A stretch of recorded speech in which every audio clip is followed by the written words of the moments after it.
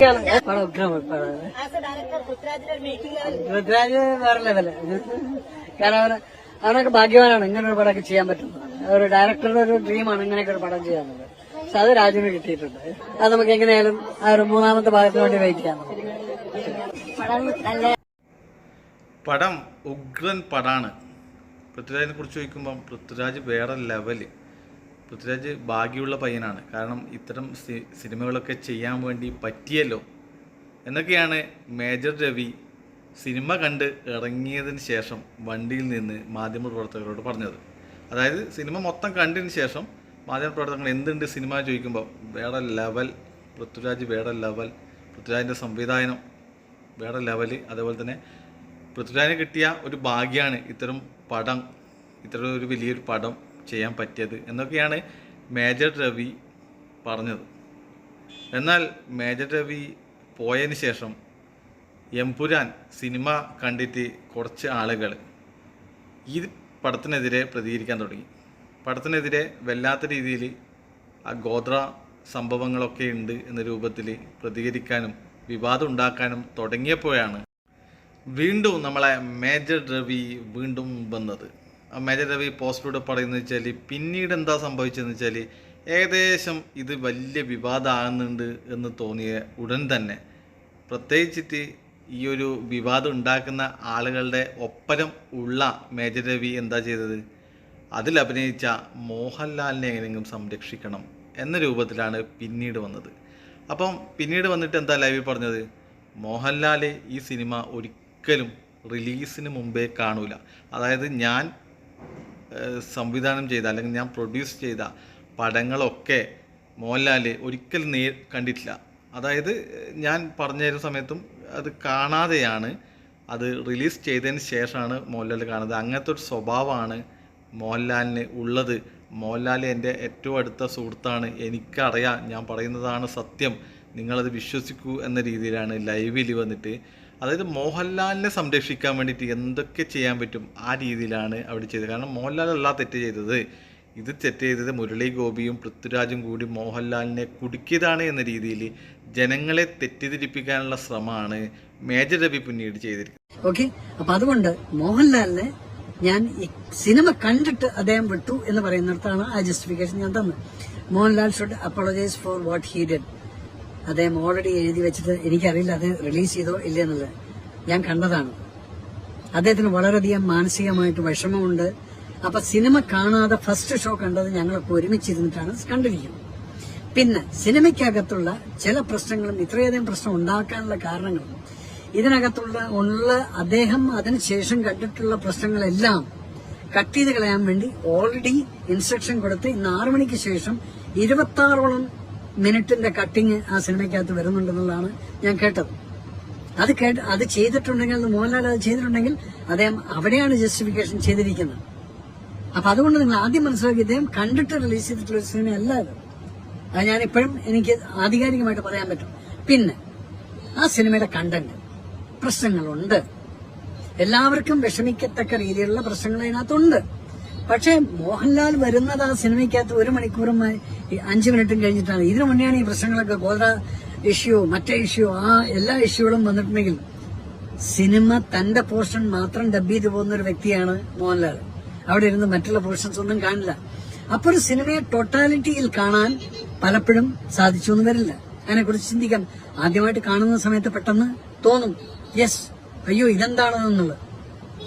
Mohanlal should apologise for this and what people, otherwise people will hate you. Don't worry, ഞാൻ അറിയുന്ന Mohanlal will submit an apology to you all. Why? Because അദ്ദേഹം അറിയാതെ ചെയ്തതാണെങ്കിലും ശരി, അദ്ദേഹം അത് ചെയ്തിരിക്കുമെന്നുള്ള ഉറപ്പ് എനിക്കുണ്ട്. കാരണം അദ്ദേഹത്തിന് വളരെയധികം മാനസികമായിട്ട് വിഷമം ഉണ്ടായിട്ടുണ്ട്.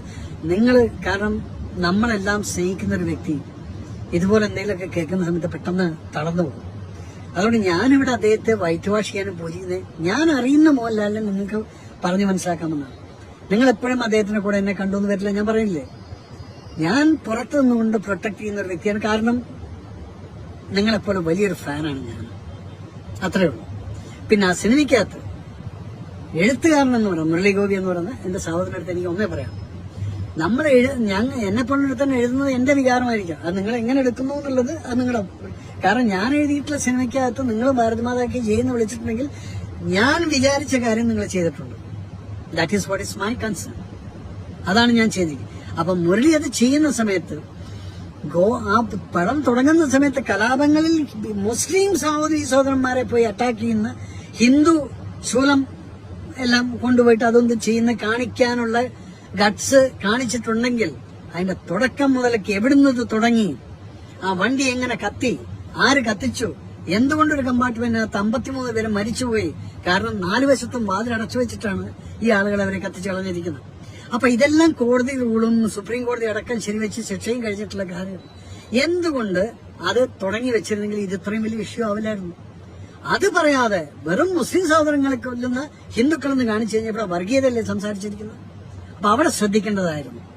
അവിടെ ശ്രദ്ധിക്കേണ്ടത് അത് ഇതെല്ലാം കഴിഞ്ഞ ടോട്ടാലിറ്റിയിൽ അത് ത്രൂ ഔട്ട് പടത്തിൽ, പിന്നീട് അത് കഴിഞ്ഞ് ഈ സംഭവങ്ങളിൽ അതിൽ നിന്ന് ഗുജറാത്തിന്റെ മുഖ്യമന്ത്രിയെ കാണിക്കുന്നു, അത് കഴിഞ്ഞ് UP പറയുന്നു, ഗുജറാത്തിനെ പറയുന്നു, ഹോം മിനിസ്റ്റർ പറയുന്നു, എല്ലാം കഴിഞ്ഞിട്ട് ലോകത്തിലുള്ള എല്ലാ രാജ്യങ്ങളും പോയിട്ട് നിങ്ങൾ ഷൂട്ട് ചെയ്തിട്ടുണ്ട്. അതെന്താണെന്നുള്ളത് എനിക്കൊരു പിടിയില്ല. എമ്പുരാൻ സിനിമയ്ക്ക് വേണ്ടിയിട്ടുള്ള പ്രൊമോഷനുകൾ ഒരുപാട് നടന്നിട്ടുണ്ട്. അതായത് ബോംബെയിൽ, അതേപോലെ മറ്റ് എല്ലാ സംസ്ഥാനങ്ങളിലും പോയിട്ട് മോഹൻലാൽ, പൃഥ്വിരാജ്, അതിൽ ഇല്ല എല്ലാ ടെക്നീഷ്യൻസും കാര്യങ്ങളൊക്കെ പോയിട്ട് പല സ്ഥലത്ത് പോയിട്ട് അതിൻ്റെ പ്രൊമോഷൻസ് നടത്തിയിട്ടുണ്ട്. അതിൽ പൃഥ്വിരാജ് പറഞ്ഞ ഒരു കാര്യമാണ്, ഞാൻ ഈ പടം ആകെ കാണിച്ചത് മോഹൻലാലിനെയും ആൻ്റണി പെരുമ്പാവൂരിനെയാണെന്ന്. കാരണം ആൻ്റണി പെരുമ്പാവൂർ ആയാലും മോഹൻലാലായാലും ഈ പടം മുഴുവനായിട്ടും കണ്ടിട്ടുണ്ട്.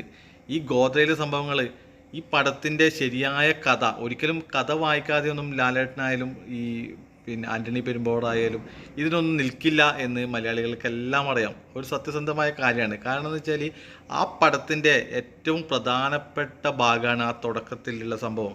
ആ സംഭവത്തിൻ്റെ പ്രതികാരമാണ് ആ സിനിമ മുന്നോട്ട് വയ്ക്കുന്നത്. അതിൻ്റെ കഥ എന്താണെന്ന് വെച്ചാൽ നമ്മൾ ആദ്യം നടക്കുന്ന ആ സംഭവത്തിൽ നിന്നുള്ള ആ ഒരു കുട്ടിക്കുണ്ടാകുന്ന പ്രതികാരമാണ്.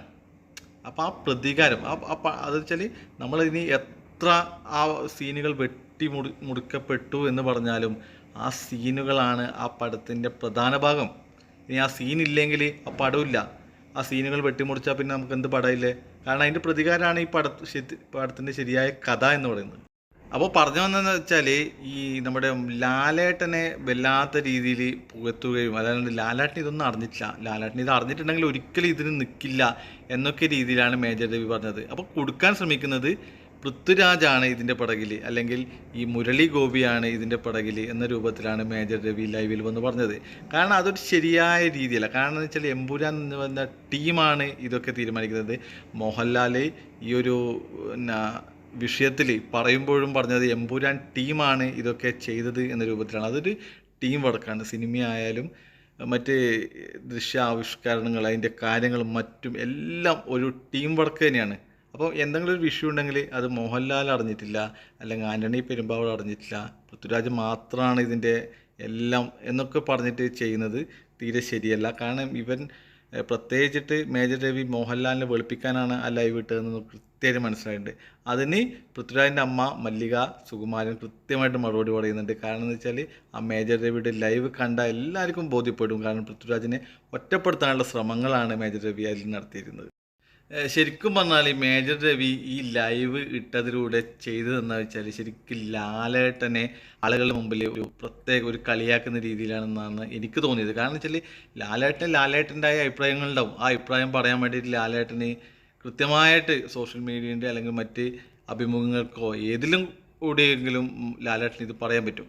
എന്നാൽ മേജർ രവിയിലൂടെ ഇത് പുറത്തേക്ക് എത്തിക്കാൻ ലാലേട്ടൻ പറഞ്ഞു വിട്ടാന്ന് ആർക്കും തോന്നുന്നുണ്ടോ? ഒരിക്കലും ഇല്ല. കാരണം വെച്ചാൽ മേജർ രവി എന്താണ് അതിനെ ലാലേട്ടനെ സംരക്ഷിക്കാൻ വേണ്ടിയിട്ട് എന്തൊക്കെയോ കളവ് പറഞ്ഞത്. ആ കളവ് പറഞ്ഞതിലൂടെ എന്താ സംഭവിച്ചത്? അതുവരെ ലാലേട്ടനെ പിന്തുണച്ചവർ ഇപ്പോൾ ഇതാ ലാലേട്ടൻ്റെ ഫാൻസ് അസോസിയേഷൻ, ലാൽ ഫാൻസ് കൃത്യമായിട്ട് പറഞ്ഞിട്ടുണ്ട് ഈ ഓന്തിൻ്റെ സ്വഭാവമാണ് മേജർ രവിക്ക് എന്ന്. കാരണം ഇന്നലെ ഒരു കാര്യം പറഞ്ഞു, അത് നേരെ ഇന്നത്തേക്ക് മാറ്റി പറഞ്ഞു. ആ രൂപത്തിലാണ് മേജർ രവിയുടെ അഭിപ്രായങ്ങൾ കണ്ടത്.